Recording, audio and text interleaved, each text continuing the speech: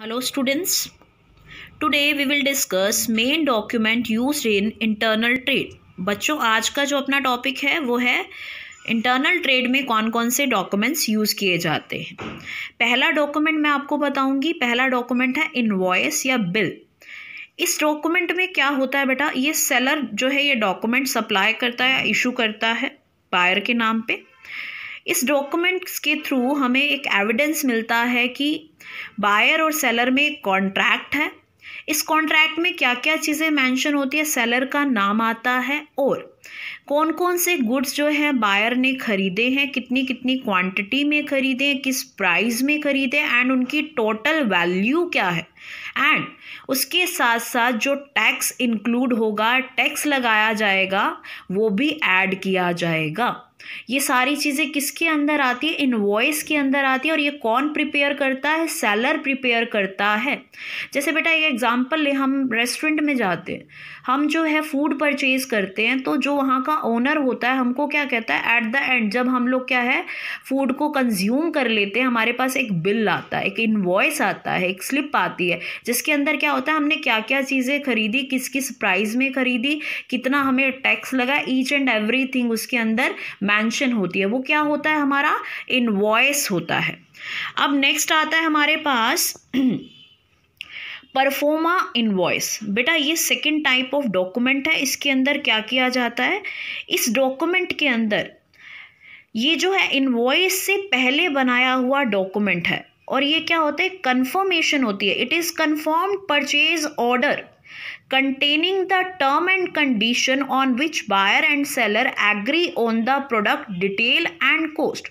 ये बेसिकली एक confirm purchase order होता है। इसके अंदर बायर और सेलर एक जो है एग्री हो जाते हैं प्रोडक्ट के जो है प्राइस या प्रोडक्ट की कॉस्ट के साथ एंड प्रोडक्ट से रिलेटेड टर्म एंड कंडीशन, मतलब उनके बीच में एक कॉन्ट्रैक्ट हो गया, उनके बीच में एक बार्गेनिंग हो गई कि वो क्या है एक परचेज ऑर्डर पर अपनी कंफर्मेशन देते हैं। इसके अंदर जो है एक्चुअली एक्सचेंज नहीं हो रहा बेटा, सिर्फ और सिर्फ क्या है कंफर्मेशन हुई है कि बायर और सेलर जो ट्रेड की जो टर्म एंड कंडीशंस हैं उनके ऊपर वो लोग क्या है एग्री हुए हैं। अभी उन्होंने जो है प्रोडक्ट खरीदा नहीं है बेटा। जैसे इसमें एग्जांपल दूं मैं आप लोगों को, जैसे मैं एक क्या हूं, बायर हूँ, मैंने जो है डिफरेंट सेलर से कोटेशन मंगवाई, मुझे एक सेलर की कोटेशन पसंद आ जाती है तो मैं क्या करती हूँ, उस सेलर के साथ बार्गेनिंग करूँगी उसकी प्राइस के ऊपर। अगर सेलर और बायर मतलब सेलर और मैं दोनों क्या करते हैं, बार्गेनिंग के बाद म्यूचुअल अंडरस्टैंडिंग से टर्म एंड कंडीशन पर एग्री हो जाते हैं, तो हमारा क्या बनेगा, एक परफॉर्मा इनवॉइस हम बनाएंगे जो क्या बताएगा, कंफर्मेशन परचेज ऑर्डर, जिस पर बायर और सेलर क्या है प्रोडक्ट के जो है टर्म एंड कंडीशंस पर और कॉस्ट पर एग्री हो जाते हैं। देखो यहाँ लिखा हुआ है sale quote is prepared in the form of proforma invoice. जो एक कोटेशन होती है, सेल कोटेशन होती है, वो प्रिपेयर की जाती है इन the form of proforma invoice. मतलब सेलर और बायर किस प्राइस के ऊपर प्रोडक्ट जो है खरीदने और बेचने के लिए एग्री हो जाते हैं, जब ये डॉक्यूमेंट बनाया जाता है तो आप उसको क्या बोलेंगे, परफॉर्मा इनवॉइस। ये इनवॉइस से पहले बनाया जाता है, इसका नाम है परफॉर्मा इनवॉइस। बेटा नेक्स्ट जो है हमारे पास आता है वो है नेक्स्ट डॉक्यूमेंट जिसका नाम है डेबिट नोट। बेटा डेबिट नोट क्या होता है, एक लेटर या एक नोट होता है जो कौन सेंड करता है, बायर सेंड करता है सेलर को। और क्यों सेंड करता है ये भी हमें समझना है। जब बायर कुछ गुड्स को रिटर्न करना चाहता है सेलर को, उसके बहुत सारे रीजंस हो सकते हैं कि वो क्यों रिटर्न करना चाहता है। हो सकता है गुड्स क्या है, बैड क्वालिटी का कुछ गुड्स जो हैं आ गए हों, दैट्स वाई जो है बायर है वो कुछ गुड्स को क्या करना चाहता है, सेलर को जो है रिटर्न करना चाहता है।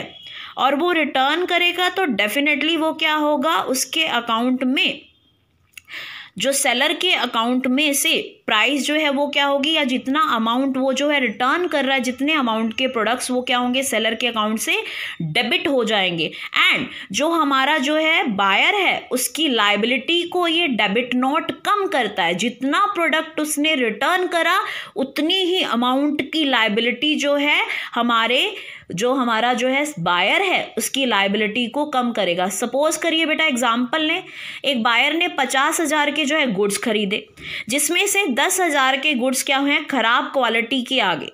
तो जो हमारा बायर है वो क्या करेगा, सेलर के नाम एक डेबिट नोट लिखेगा। कितने अमाउंट के लिए, 10,000 अमाउंट के लिए। और ये 10,000 अमाउंट किसको मिलेगा, जो हमारा बायर है जिसने रिटर्न करे हैं 10,000 के गुड्स। और ये डेबिट नोट किसके पास पहुंचेगा, हमारे जो है सेलर के पास वो ये डेबिट नोट पहुंचाएगा कि इतनी क्वांटिटी का गुड्स या इतने अमाउंट का गुड्स क्या है, बैड क्वालिटी का आया है, जिसको वो रिटर्न करना चाहता है। और रिटर्न पेमेंट किसके पास जाएगी, बायर के पास जाएगी। तो ये होता है हमारा डेबिट नोट, जिसको कौन लिख रहा है, बायर सेलर को लिख रहा है। और ये किसके पास पहुंचेगा, सेलर के पास पहुंचेगा।